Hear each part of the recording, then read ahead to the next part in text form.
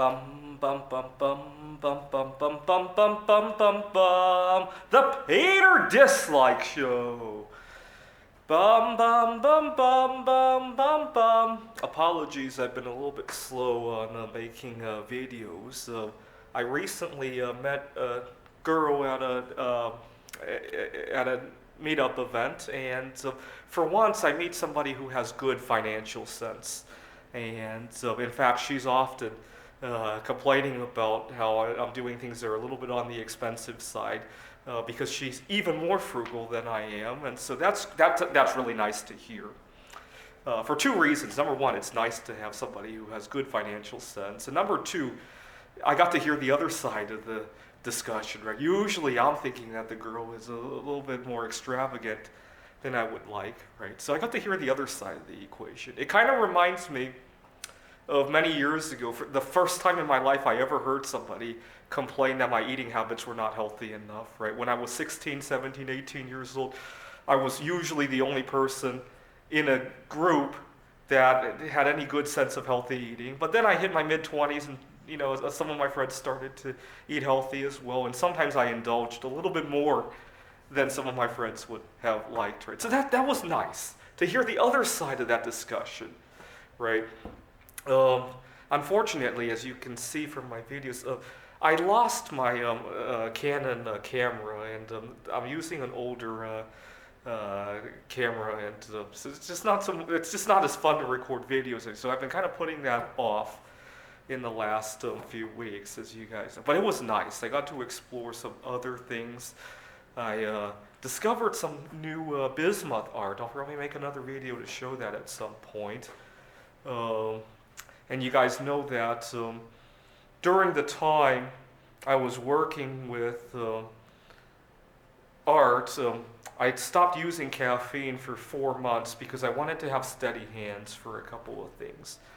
And I recently went back to caffeine, and to my amazement, I was able to use it in moderation without going off the deep end again. So that was good. That was good. I mean, when I first started when I went back to the caffeine, I did have a couple of days of adjustment where I wasn't overusing it, but it was an adjustment to my body. But the reason I wanted to go back to the caffeine is that even though I was having steadier hands, even though I was sleeping so much better, I lost a lot of good concentration and focus during that time. And now that I've gone back to caffeine in moderation, I seem to have the best of both worlds. I'm sleeping well, I'm still having steady hands, and I got good focus and attention. I'm probably not going to misplace my camera again or anything like that. So all in all, it's just, I hope I can keep it this way, obviously. It just really goes to show that nothing comes for free, right? Life is full of trade-offs in all directions, right? So this girl that might be frugal, I have to listen to her complain about how much money I waste on various things, right? Which is not the end of the world, but it still represents some trade-off, right? And I'm sure there are other trade-offs that we'll get to, after we get to know each other, that both of us will have to make, right?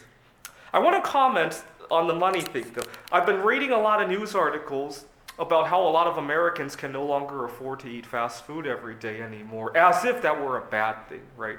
See, I remember in the 1990s, a lot of kids were relapsing onto drugs, right? I'll let you read about that. We would have counselors come in talking about the dangers of various drugs. And I remember my family said that drugs are just too cheap nowadays, right? When I was a kid, it used to be much less reachable to the average kid. I mean, my parents grew up in Taiwan, so maybe that's also part of the problem. But drugs have gotten cheaper over the decades, that's for sure, right? Relative to inflation, at least. And that was a bad thing. Well, now this other form of recreational drug is getting more expensive, and now we're complaining too, right? It's kind of funny when you zoom out from 30,000 feet and look at all of this, right? It really is. When I was working on my PhD, again, at the time, I was one of the few people in my social circle who was eating healthy, right? People would complain that they didn't have enough money to eat healthy like I did. And then I would watch them and they would put their life savings into the vending machines. They would take it to McDonald's. They had plenty of money for that kind of stuff, right? And I mean, okay, I get it. They don't want to eat healthy, but money was probably not amongst the top reasons they didn't want to eat healthy. Right? Maybe they were addicted to their fast food, or they liked the taste of it for whatever reason.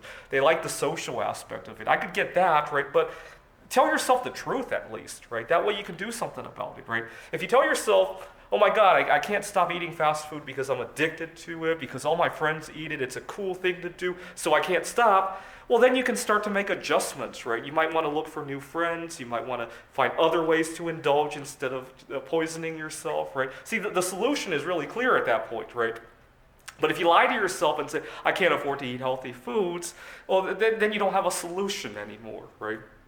That's something that always stuck out at me, right? And then people complain that they don't have enough time to cook their own meals, which may not be entirely true either, right?